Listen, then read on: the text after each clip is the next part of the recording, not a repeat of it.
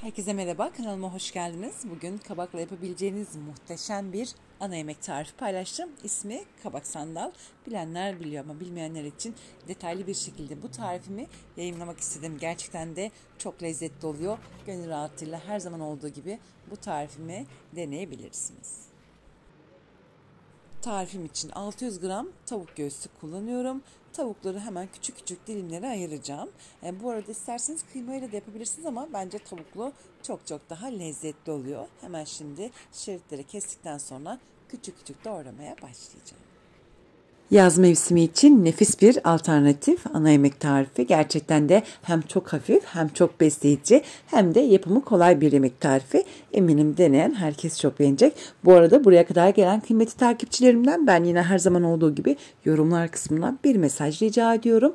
Bu bir çiçek olabilir, bir böcek olabilir ya da herhangi bir mesaj olabilir. Hiç fark etmez. Konuyla da alakalı bilginiz veya bir tecrübeniz de varsa bizlerle paylaşırsanız çok mutlu olurum. Şimdiden herkese teker teker teşekkür ediyorum.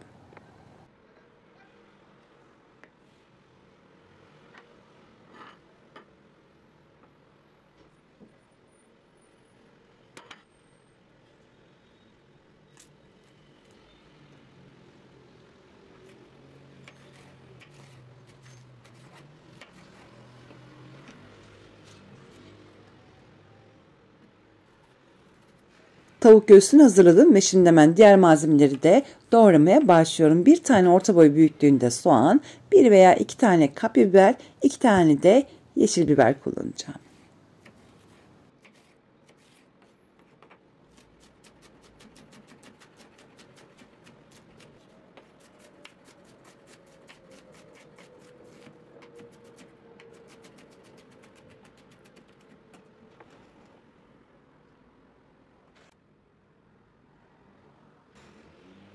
Tarifim için 1 kilogram kabak kullanacağım. Kabakları öncelikle bu olsa güzelce yıkadıktan sonra bir çatalla bu şekilde iz vereceğim. Ardından da yine bu kabakları yıkayacağım.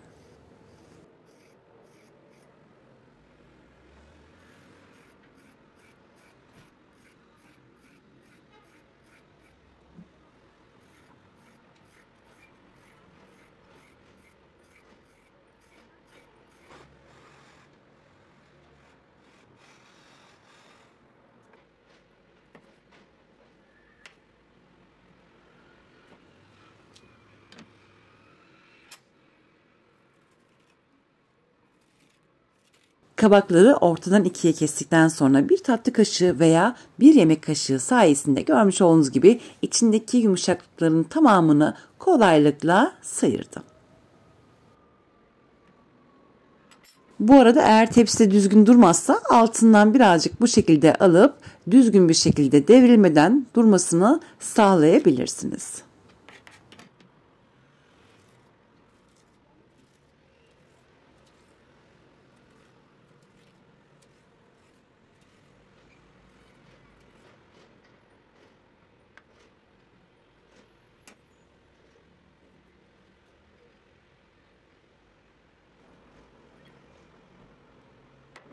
Tepsiyi yağladıktan sonra bu arada fırını açtım. Şu anda ısınıyor. Kabakları dizeceğim ve üstüne bir miktar ayçiçek yağı, karabiber ve tuz ilavesi yaptıktan sonra ortalama 20-25 dakika boyunca bu kabakları fırında kızartacağım.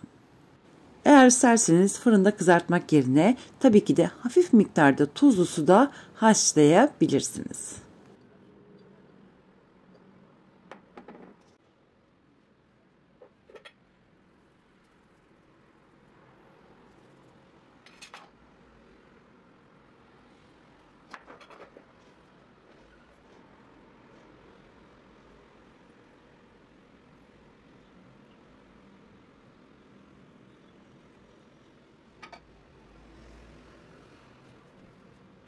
Bu arada içinden çıkartmış olduğum bu kabakları da kesinlikle atmayın. Zeytinyağında birazcık kavurduktan sonra sarımsaklı yoğurtla afiyetle yiyebilirsiniz. Yemeğin beşamel sosunu hazırlamaya başlıyorum. Katı bir beşamel sos hazırlayacağım. Çok akışkan olmasına gerek yoktur. 1 su bardağı süt, 2 yemek kaşığı un ve 2 yemek kaşığı tereyağı kullanacağım. Tereyağını küçük bir tencereye aldım ve iyice erittikten sonra un ilavesi yapacağım. Un ilave ettikten sonra Sadece 1 veya 2 dakika boyunca kavuracağım. Sadece buradaki amaç unun kokusunu dağıtmak. Kesinlikle renk almasını beklemeyin. Çok az miktarda kavurmuş olmanız yeterli olacaktır.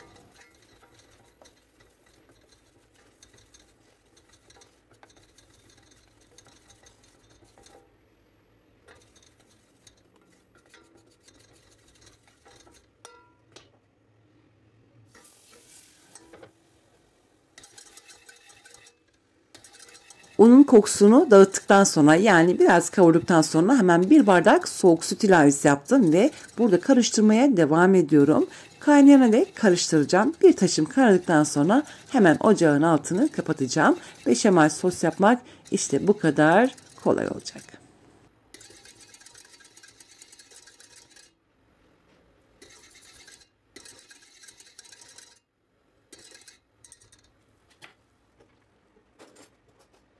Daha fazla kaynatmadan hemen ocağın altını kapatıyorum. Dediğim gibi sadece bir 15-20 saniye kaynaması yeterli olacaktır. Bir miktar da karabiber ilavesi yaptım.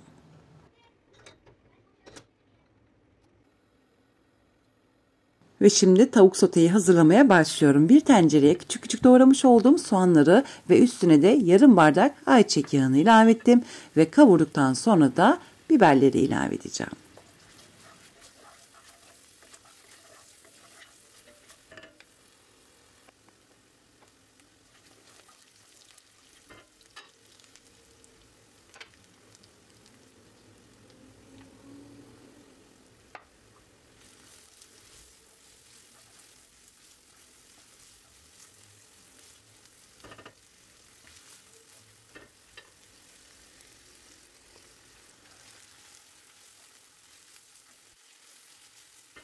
Biberler de birazcık kavrulduktan sonra çok pişmesine gerek yok. Zaten fırında yine bu yemek pişmeye devam edecek. Küçük küçük doğramış olduğum tavuk göğsünü ilave ettim. Baharatlarını ilave ediyorum. Karabiber bu yemeğe çok güzel yakışıyor. Karabiber, kırmızı toz biber, pul biber ve tuz ilavesi yaptım. Biraz daha rengi değiştikten sonra hemen ocağın altını kapatacağım. Çünkü tam pişmesine gerek yok. Fırında da bir miktar zaten bu yemek pişecektir.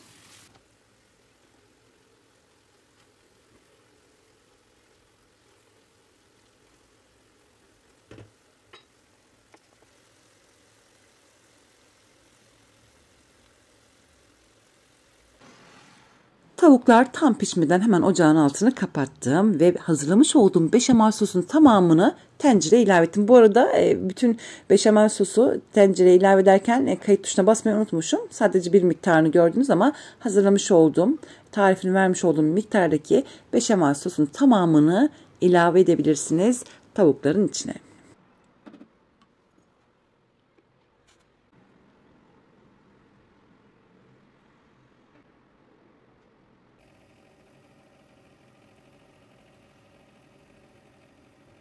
Kabakları artık fırından çıkartıyorum. Yaklaşık olarak 15-20 dakika boyunca kızardı. Ve şimdi hemen hazırlamış olduğum tavuk soteyi içlerine bol miktarda dolduracağım.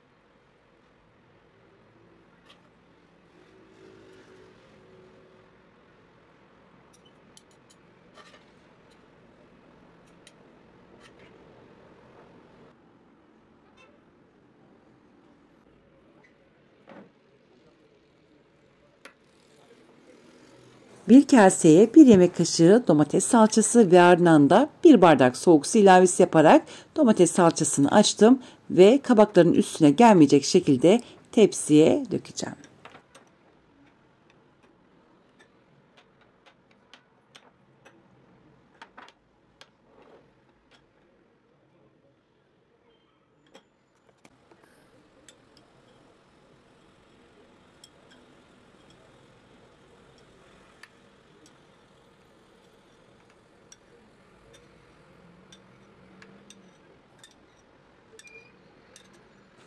Domates sosunu tavuklara gelmeyecek şekilde görmüş olduğunuz gibi tepsiye döktüm ve bu tepsiyi tekrardan fırına vereceğim. 30 veya 35 dakika boyunca pişireceğim. 200 veya 210 derecelik bir fırın ayarında pişmesi yeterli olacaktır. Ve artık tepsiyi fırından çıkarttım. Görmüş olduğunuz gibi çok güzel bir renk aldı. Yani bir 30 veya 25 dakika pişmesi yeterli olacaktır. Lütfen kontrollü olalım. Şimdi üstüne bir miktar kaşar rendesi ilavesi yaptıktan sonra tekrar fırına verelim pişmesi için.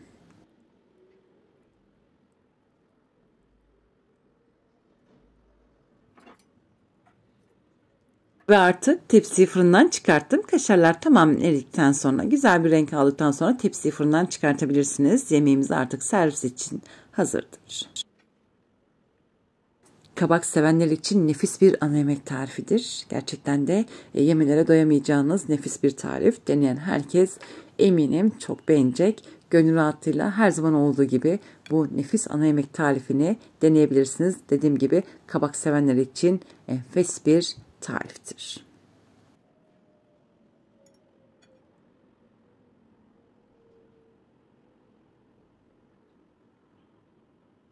Ve ben de böylelikle bir videomun daha burada sonuna geldim. Beni izlediğiniz için çok teşekkür ediyorum. İzlemiş olduğunuz bu videoda beğeni attığınız için herkese teker teker teşekkür ederek şimdilik vedalaşıyorum. Yarın yeni videomda tekrar görüşmek dileğiyle. Hoşçakalın.